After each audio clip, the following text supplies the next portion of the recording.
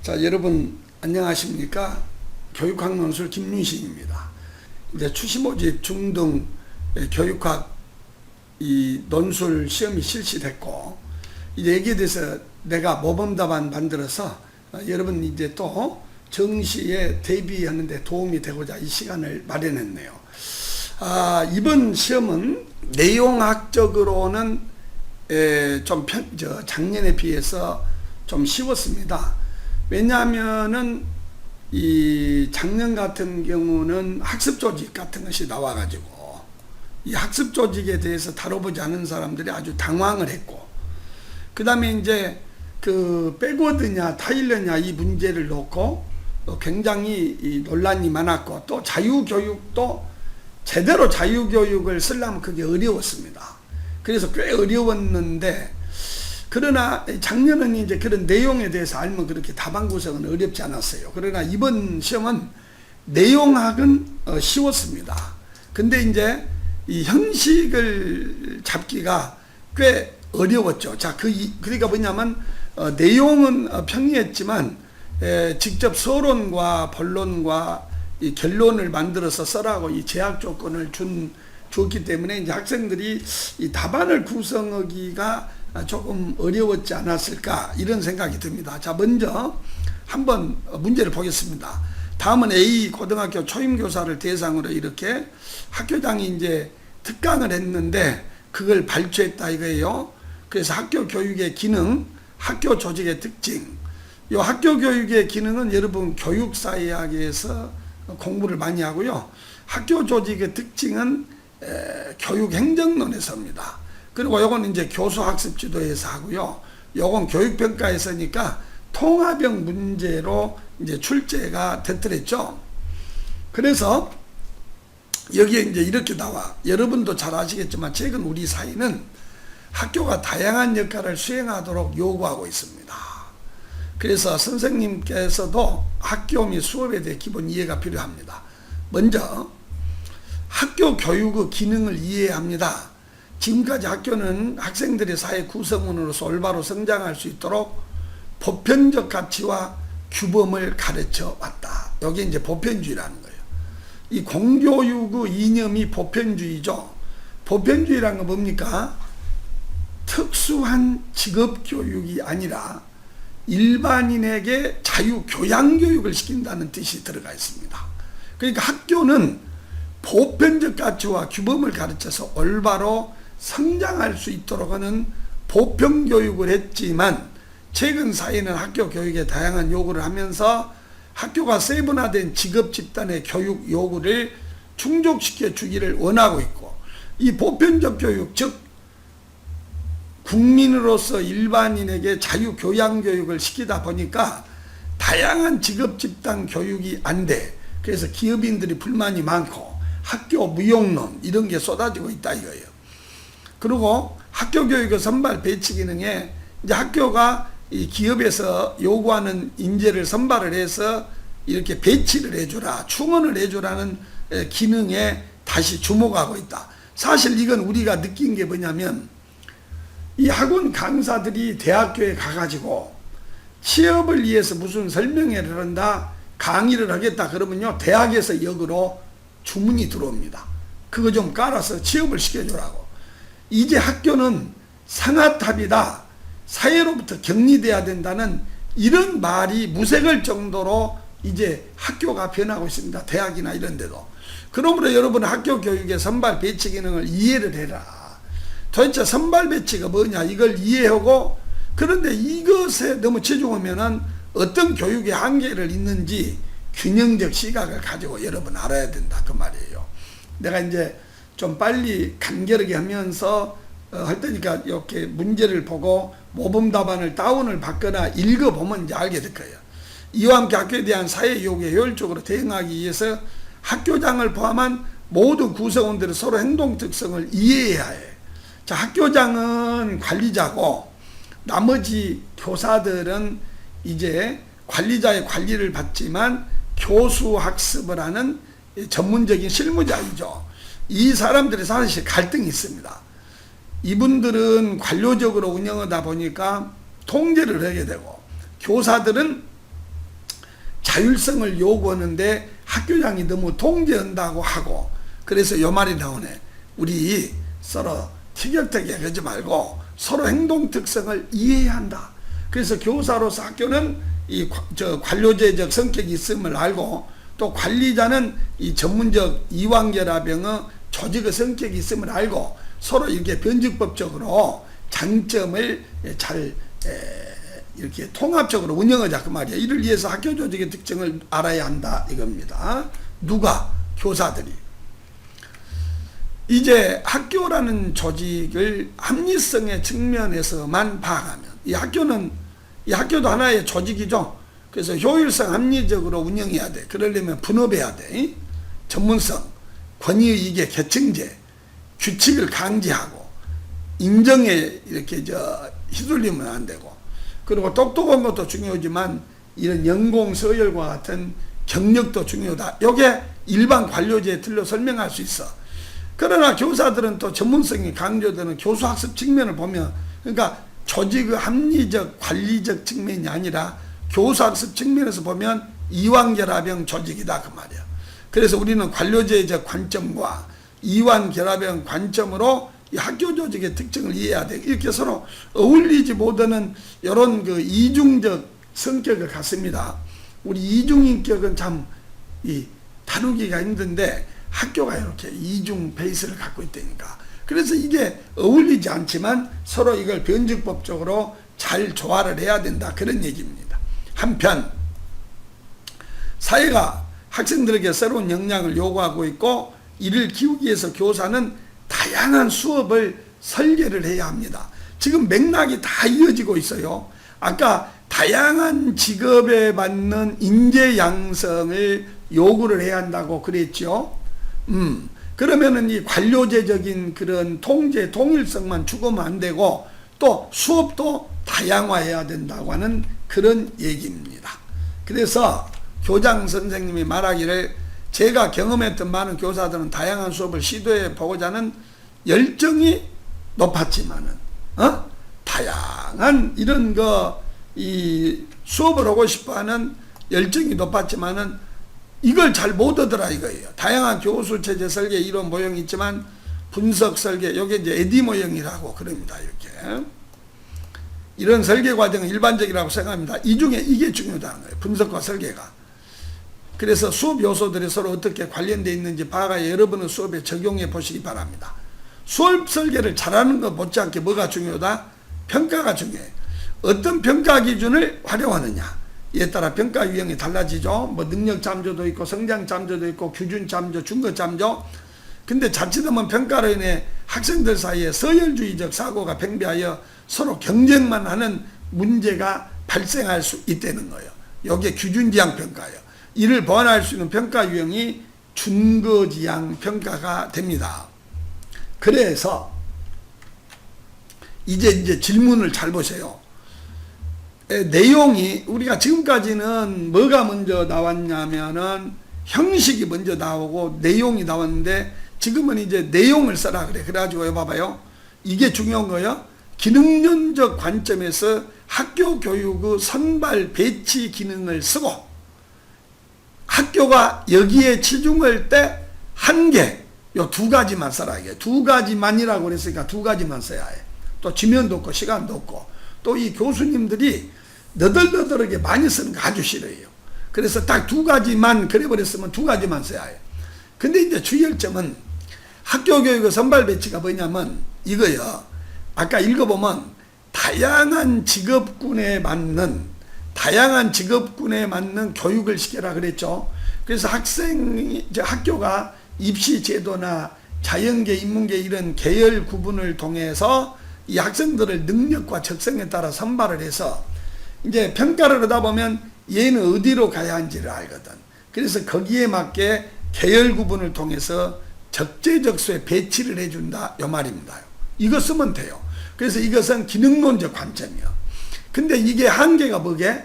이렇게 되면 학교가 기능주의, 도구주의, 수단주의로 전락을 해.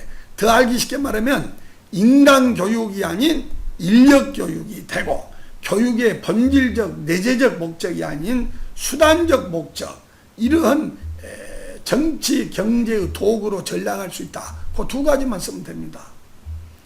그 다음에 학교 조직의 관료제적 특징과 이완 결합체제 특징 두 가지만. 그러면 여기에 뭐냐면 우리가 학교를 여러분 전문적 관료제다 이렇게 배웠지요. 그러면 전문적 관료제는 뭐냐면 학교도 이런 관료제적 성격이 있어. 그런가 하면 전문가 조직으로서 이완결합 조직이 있다 이 말이야. 그러면 관료제 조직의 특징이 뭐냐? 계층제. 그래서 이렇게 교장, 교감, 부장교사, 교사 이렇게 계층이 딱 돼 있어. 이건 통제를 키워드로 합니다. 그러나 또 학교는 이완결합형 조직이거든. 그래서 이 교수학습의 자율성이라는 그 아주 어울리지 않는 두 가지 특징이 있지요. 근데 우리 학생들은 요것과 요것이 연결이 돼야지 개조식으로 요거 딱 쓰고 딱 쓰고 딱 쓰고 그러면 절대로 안 돼요. 요게 연계가 돼야 돼. 그래서 이번에는 내용은 쉬운데 이 형태학적으로 이게 어려워. 이때 내 모범 답안을 보면 돼요. 그 다음에 교수 설계에서 분석 설계에서 하는 일 두 가지만 써라. 그리고 중거지향 평가의 개념 요거 모르면 안 되죠. 그리고 중거지향 평가의 장점이 10개가 넘어. 근데 이것과 연계되는 장점만 써야 돼요. 이게 이 문제의 키워드예요. 왜 그러냐면 자 보세요. 논술의 구성 및 표현에 논술의 내용을 여기에 맞추라고 탁 제안을 줬어요. 우리 학교 교육에서 교사의 과제. 지금 시대에 맞게 우리 학교 교육이 변해야 한다. 이 교사들의 과제와 연계시켜서 아까 우리 언급을 해야 됩니다. 기능론적 관점에서 학교 교육의 기능과 한계, 그리고 학교 조직의 성격의 관료제 조직과 이완결합형 조직, 수업 설계에서 분석 설계 어떻게 해야 되느냐, 평가는 어떻게 하냐, 이게 이 시대에 요구하는 교사의 과제와 연계를 해야 된다. 아마 이번 시험에서는 여기에서 아주 가장 극렬하게 차이가 날 거예요. 그리고 표현의 적절성은 비었으면 안 되고 교육학적인 용어 적확하게 쓰고 그러면 되는 겁니다. 지금까지는 서론, 본론, 결론을 맞춰서 써라. 그게 없었어. 그래서 그게 없었어. 근데 이번에는요, 여기에 보면은 여기 보십시오요. 요걸 잘 봐야 돼요. 1부터 4의 요소를 다양한 요구에 직면한 학교 교육에서 교사의 과제와 연결해 갖고 서론, 본론, 결론의 형식을 갖춰라 그랬습니다. 그래서 이게 통일성이 있어야 돼. 서론, 문제제기 이런다.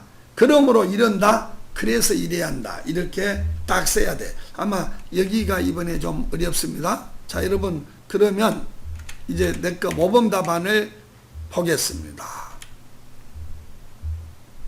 자, 이제 모범 답안인데 요건 A4 용지 한 장이 조금 넘는 거. 그래서 여러분은 한 요 정도 분량을 없이 쓰면은 이제 완벽하게 분량이 맞고 나는 조금 더 넣어줘서 한 요 정도.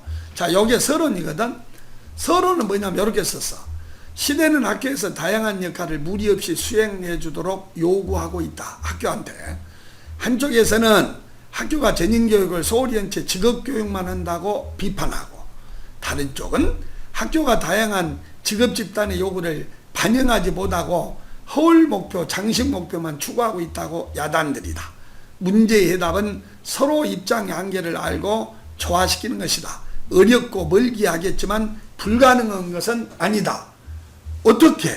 학교가 이런 기능을 하되 한계가 있음을 알고, 또 교사가 수업 설계를 어떻게 해야 하며 수업 전개를 어떻게 해야 되고 학교 조직의 이율배반적인 그 성격을 안다면 충분히 이런 역할을 할 수 있다 그 말이야. 근데 내가 왜 서론을 이렇게 했냐면 아까 우리 제시문 글에 이렇게 나오죠. 학교는 전통적으로 정상적인 성장을 해서 사회에 잘 적응하도록 보편적인 규범과 가치를 가르쳐 왔습니다. 그러나 요즘 시대에는 다양한 직업적 특성의 교육을 해줄 걸 요구하고 있습니다. 그러지 않았습니까? 그래서 시대에 맞춰가지고 직업교육을 하는 것을 못마땅해 하는 사람들이 이렇게 말을 해. 학교가 전인교육을 소홀히 하고 직업교육만 한다. 사람 됨됨이를 가르쳐야지 인력교육만 한다고 비판을 해. 그래서 작년 12월 7일 시험이 그럼에도 불구하고 학교가 내재적 가치를 중시하는 이유를 써라고 했잖아요. 근데 이제 올해는 이런 걸 비판하면서 장식 목표만 추구한다.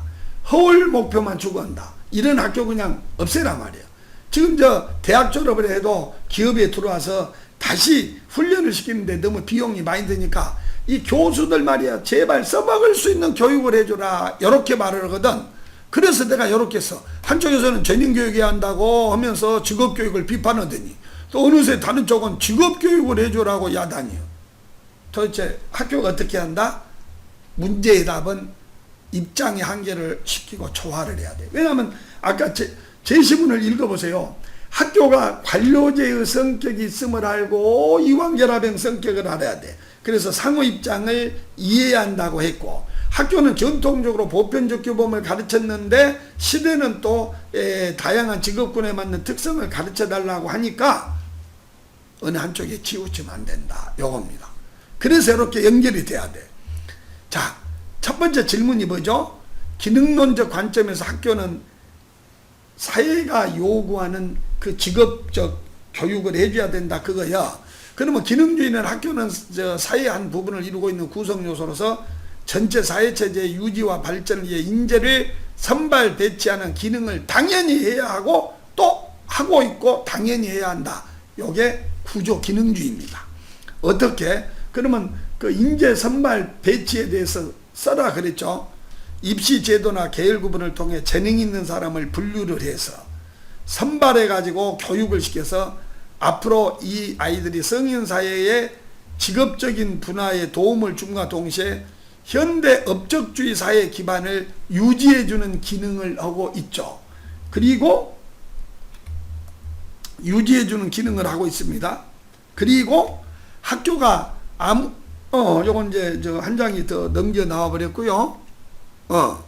또한 두 가지 써라고 했어. 또한 사회가 존속하려면 구성원들이 계속 충원돼야 하잖아. 죽어나가면 또 새로운 인원을 적재적소에 배치해주고, 우리 이빨 빠지면 배치해줘야 하듯이 충원해줘야 하므로 학교는 각계각층의 일자리가 요구하는 전문지식 기술을 육성해서 적재적소에 배치해야 돼. 기능론적 관점에서 우리 인체는 식도, 위, 대장, 소장 모든 구성요소가 저마다 맡은 기능을 성실히 수행하면서 우리 몸 전체가 이렇게 조화롭게 유지되도록 해야 하듯이 기능론적 관점에서 당연히 학교는 인재를 분류 선발을 해서 교육을 시켜서 이 사회가 유지토록 해야 되고 또 적재적소 배치를 하는 두 가지 기능을 당연히 해야 한다, 이 말이야. 이건 당연히 해야 된다. 그러니까 이 보편교육을 해야지. 오크쇼트 같은 학자는 그러죠. 이 무기력한 교육을 하면 안 된다. 그래서 자유교육을 시켜야 한다. 그래서 학교는 이 공부할 동안에 잠시 사회를 모르게 격리 차단을 해야 한다. 요즘에 메르스 때문에 차단을 하는데 그냥 아이들이 공부할 때는 말이죠, 직업교육 이런 거 하지 말고 자유교양교육, 문학을 알고 역사 철학을 알도록 차단을 해야 한다 이거예요. 그러나 기능론적 관점에서 웃기는 일이에요. 그러면 당연히 위는 위대로, 대장은 대장대로, 소장은 소장대로, 뇌는 뇌대로 다 자기 역할을 해야 하듯이 학교가 사회 구성원으로서 당연히 이 두 가지 기능을 마땅히 해야 하고 지금 하고 있다 이 말이야. 그런 한계 두 가지를 써라고 그랬죠. 그러나 기능론적 관점의 교육은, 더 알기 쉽게 말하면 직업교육은 인간교육이 아니라 인력교육에 치중함으로써 전인교육을 소홀히 할 우려가 있습니다. 이것을 오크쇼트나 이런 화이트헤드나 RS 피터스 성년식으로 말하는 사람들은 무기력한 교육이라고 그래. 또 하나는 교육이 지상승의 도구가 되겠다에 따라서 학력 경쟁을 가열시켜서 고학력화를 부채질하고 학교가 엽조나 상생의 미덕보다는 경쟁심만 잔뜩 길러줄 우려가 있어요. 여러분, 기능론적 관점의 한계가요, 보통 책이 7, 8개가 있어. 그런데 그 중에서 이걸 가져와야 돼. 전인교육을 소홀히 할 우려가 있다.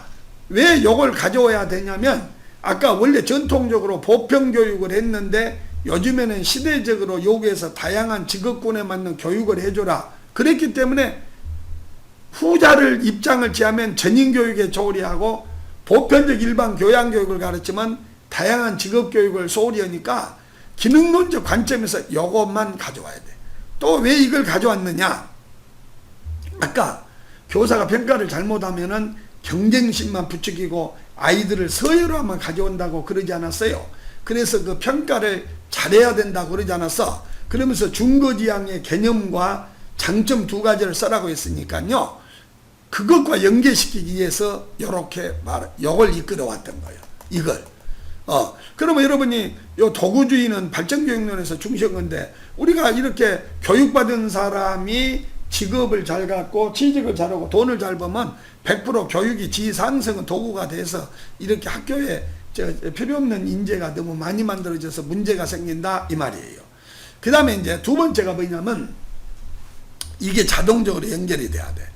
개방체제로서 학교가 시대의 요구에 효율적으로 대응하려면 학교 내부에 티격태격하면 안 된다 이거예요. 그래서 교장, 교감, 교사 이런 구성원들이 조직의 성격을 충분히 이해하면 물론 서로 생각의 차를 수용하는 분위기가 형성돼야 돼. 교장, 교감 몇 가지를 관리자라고 그러고, 교사는 이제 행정가가 아니고 교수학습을 하는 담당하는 사람이야. 우리 아까 상호 입장을 이해한다고 했기 때문에 이렇게 구성을 한 겁니다. 학교는 전문적 관료제로서 요 말에 들어가야 돼. 다른 말이 필요가 없어. 전문적이면서 또한 관료제다. 일반 기계적 관료제가 아니야. 전문적 관료제로서 관료제적인 성격과 이완결합형 성격이 동시에 있다, 그런 얘기입니다. 학교가 아무리 전문조직이라고 해도 학교가 아무리 전문조직이고 가르치는 사람이 저 강단에서는 자기가 제왕이라고 해도 교장, 교감, 부장교수 밑에 행정적, 사무적 업무를 처리하는 최하위직으로서 교사가 이치에 있어서 요건 상호 위계가 있어요. 요게 계층제란 말이에요. 이것이 관료제의 첫 번째입니다. 그리고 권한과 책임의 차등화를 두고 있죠. 그리고 또 하나가 관료제의 특징이 엄청나죠. 앞에 나오네. 분업화도 나오고 전문화도 나오고 경력주의도 나오고 우리 제시문에 나오지 않았어. 몰인정성. 근데 그거 다 쓰면 안 되고 요걸 써야 돼. 교사들은 신분과 정년을 보장해 주는 거. 요게 이제 경력주의거든. 이것도 관료제의 한 특성이야. 왜 이걸 썼냐면 교사들이 신분과 정년을 보장해 준다. 소위 말하면 사육조직 철밥 그릇을 하다 보니까 이 교사들이 노력을 안 해. 그래서 교사들이 사회의 요구에 어쩐다? 안 따라가요. 우리 학원 강사는 야생조직이기 때문에 수강생들의 이런 요구에 따라가지 못하면 살아남지 못하거든. 그러니까 지금이 몇 시냐면요, 새벽 1시입니다. 내가 지금 정상 수업을 하고 스튜디오에 와서 여러분에게 빨리 궁금증 풀어주려고 이렇게 하고 있어. 근데 우리 학교 선생님들은 신분보장이 됐기 때문에 냉담해. 이 사회의 요구에 냉담해. 그래서 사회가 다양한 직업군에 맞는 교육을 해달라고 해도 안 한단 말이죠. 그렇기 때문에 이 관료제의 특징 두 가지를 뭐 몰인정성을 쓴다든지 법규만능주의를 쓴다든지 이것은 이게 맞지 않는 그런 문제예요. 그건 이제 점수가 안 나가는 거예요. 이걸 써야 돼. 왜냐하면 교사의 과제에 맞춰서 써라 그래.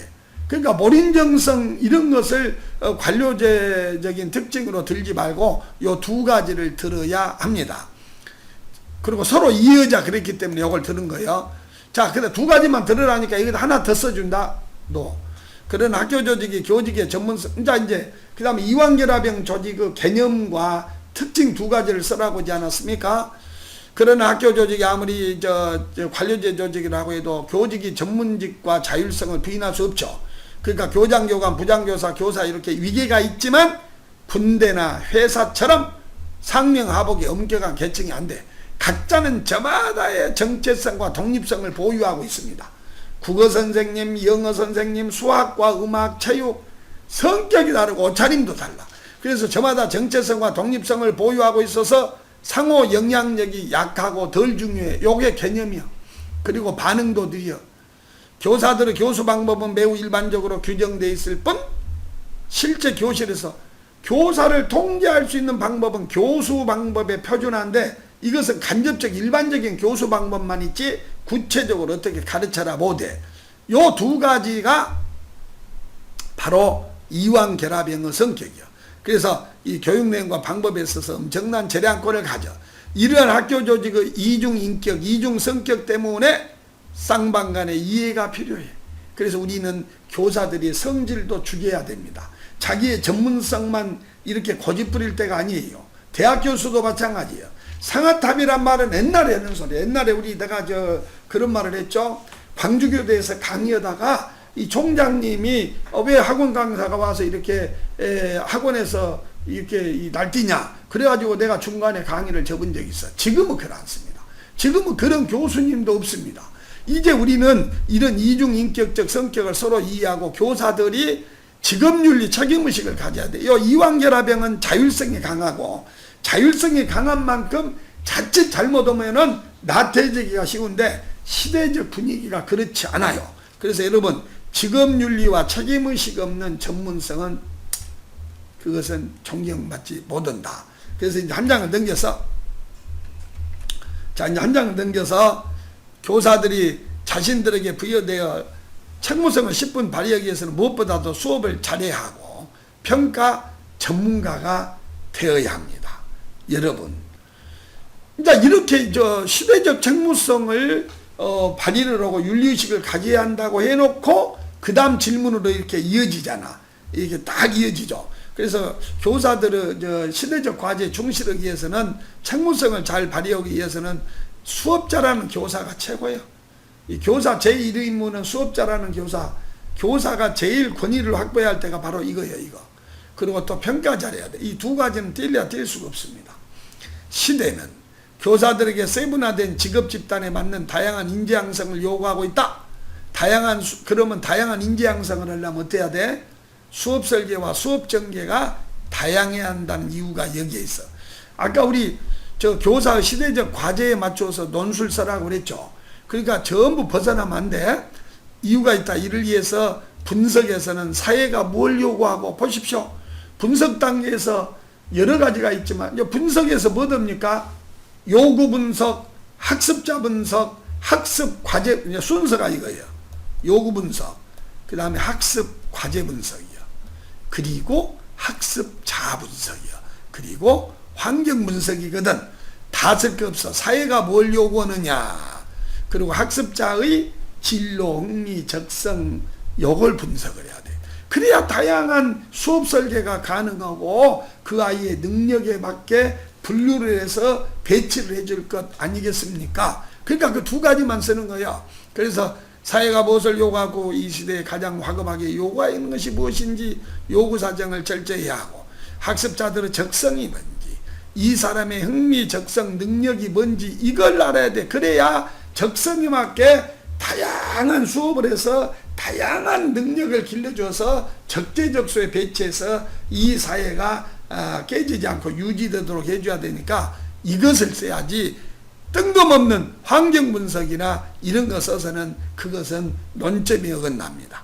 이러한 분석이 기초가 되어야 다양한 수업 설계가 가능하고 이 분석이 되면 설계에서 두 가지가 뭐죠? 구체적인 성취 행동을 명확히 세우고 그리고 평가 도구를 개발해야 돼.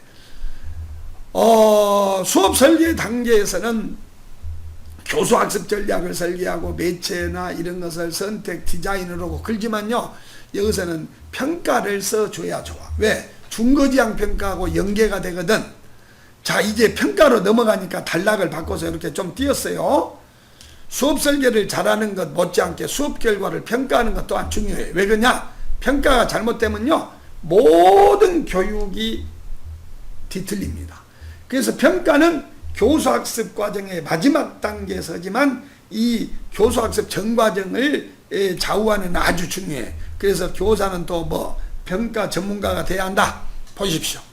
이 세대가 요구하는 인재는 경쟁심과 이기심만 번뜩이는 표준화된 인간이 아니라 요 말이 들어가야 돼. 왜? 적재적소에 맞는 인재를 길러주려고 그랬거든.